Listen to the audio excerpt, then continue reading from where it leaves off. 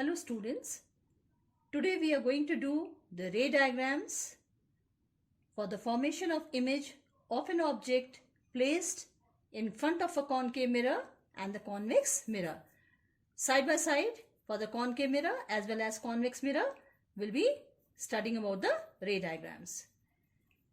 The first position we are going to take as when the object is at infinity. The first diagram is going to be for concave mirror, and on the another half page we'll be doing the convex mirror. Now let's see how we are going to draw the concave mirror and the position of focal point and center of curvature first. So we will draw straight line first and mark the point P, and from there after 2 centimeter mark another point F, and from F to C take another 2 centimeter distance. Same way for the convex mirror also, you draw a straight line, take the point P, then 2 centimeter in front towards the right hand side you are going to take a point F, and the distance between F and C again take 2 centimeter for this particular diagram. Now come on to when the object is at infinity. How you are going to draw the concave mirror and convex mirror? You will put your compass at C, open your compass till the point P and draw a curve. Similarly, for convex mirror also, you are going to put your compass point at C and open your compass up to the length of PC, right? And then draw a curve. Make sure when you are drawing the curve, if you are taking 3 lines above, your 3 lines should be below the principal axis, right? Now, while drawing the ray diagram, we are going to consider different rays. Now, the first set of rays we are going to take as, take a ray parallel to the principal axis. This is your principal axis. So, a ray parallel to the principal axis, and the rule says it has to pass through focal point. Similarly, another ray you are going to take below the principal axis and make the ray parallel to the principal axis. Again, the ray is going to pass from the focal point, meaning the 2 parallel rays are coming towards the mirror and the mirror is converging these rays at point F, which is the focal point of the concave mirror. That's the reason we call the concave mirror as converging mirror. It is going to converge the rays at a point, right? Now coming on to convex mirror. In front of the convex mirror, you are going to take the parallel rays. Now one parallel ray above the principal axis and another parallel ray below the principal axis. Now in case of convex mirror, when you draw a parallel ray to the principal axis, parallel to the principal axis, then the ray appears to be coming from focal point. Now focal point is behind the convex mirror. So because the ray is not actually coming from F, it is appearing to be coming, so we are going to draw the dotted line up to the mirror, and the mirror further is going to reflect the ray in this particular direction. Same way, the another ray parallel to the principal axis we are going to take, and the ray appears to be coming from focal point. So what exactly is happening? The 2 parallel rays are coming to the mirror. Mirror is reflecting them, and to the person who is receiving these 2 rays, it appears as if the rays are coming from F point. So there's a difference between concave and convex mirror. In case of concave mirror, the rays are actually passing through the focal point, whereas in case of convex mirror, we find the rays appear to be coming from the focal point. That means we can say a convex mirror has diverging nature. It is diverging the rays from a point, right? So convex mirror, diverging mirror, and concave mirror, converging mirror. Now the second position is when the object is placed at a far distance. Not at infinity, but far from the mirror. So in that case, the two parallel rays we are going to show, which are obliquely incident on the concave mirror. The rays will not be parallel to the principal axis if the object is at far distance. So the first ray we are taking incident at P and making the same angle with the principal axis. You are going to draw the ray so that the angle of incidence and angle of reflection is same.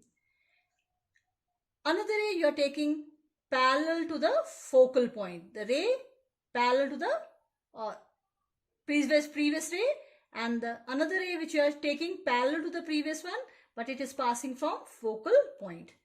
And I've already given you the rule that if a ray passes from the focal point, the ray becomes parallel to the principal axis after reflection. So both these rays after reflection will be meeting on the focal plane. That means wherever the focal point is marked along the same vertical axis, you'll be finding the image is going to be formed at the place where the two rays are meeting. So we'll be showing A dash, B dash. There will be an inverted image formed, and this inverted image is going to be very, very small, right? Very, very small.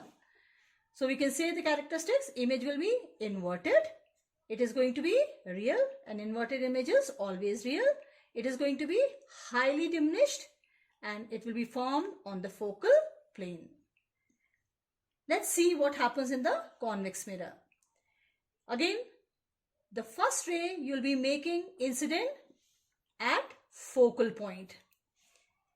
The ray is incident at the focal point. That means on the mirror at a point, so that it appears to be incident at focal point. And the ray after reflection will become parallel to the principal axis. Take the another ray incident at P, which is parallel to the previous ray, and the ray will be making the same angle of reflection. So this is angle of incidence, this is angle of reflection. Both the angles have to be equal. So show the ray reflected by the mirror, and on extending this ray backward, and the previous reflected ray backward will be finding an intersection point where the image is going to be formed. So A dash, B dash will be formed at the focal plane, and this image is going to be erect, and erect image is always virtual. It is going to be highly diminished, and it will be formed on the focal plane. So there's a difference between the concave mirror and the convex mirror image formation. Anytime you're going to draw the ray diagram, please make sure you'll be writing AB for the object and showing the arrowhead on the top, meaning the pointed edge of the object is in the upward direction, and B is the lower part of the object. And the image, depending on whether the image is real or virtual. You are going to show if the real image is, then it is going to be the inverted image A dash, B dash, and if it is a virtual image, that is going to be A dash, B dash. And for showing the virtual image, we draw a dotted image. If the image is very, very small, then you can just draw erect image and you can leave out drawing the dotted line, because if it is not possible, then you can leave it out. Now when the object is beyond the center of curvature, so we'll be placing the object AB beyond the center of curvature. And again, we are going to take the same two rays. First ray parallel to the principal axis will be passing from the focal point. The second ray passing from the focal point and becoming parallel to the principal axis. Wherever these two rays are meeting, we'll have the image formation, and you'll show the image up to the principal axis. So A dash, B dash will be the image formed, and AB will be the object. In this case, image will be real, inverted, diminished, and is formed between C and F. In case of convex mirror, you'll again show the object beyond the center of curvature. But remember, in this particular case, when you're going to draw the convex mirror, you'll be drawing from P 2 centimeter F position and from F 2 centimeter the C position here on the right hand side. And in front of the mirror also, F dash will be at 2 centimeter and the distance between F dash and C dash also will be 2 centimeter. So its focal point will be behind the mirror, and same distance in front we are showing F dash, which is the imaginary focal point we are taking. The first ray again parallel to the principal axis. It will appear to be coming from the focal point and it is going to be reflected by the mirror. The second ray, for convenience, we take the easier one. So we'll make the ray incident at center of curvature. The ray is going to go and reach the mirror. Mirror will reflect it back, because the third rule says if a ray is incident at C, the ray gets reflected back following the same path. But because we are presuming the ray is incident at C, we are drawing the dotted line. So wherever these two dotted lines are meeting, we have the image formation A dash, B dash. And the image will be virtual, it is erect, it is diminished, and it is formed between P and F of the mirror. That means it is formed behind the mirror.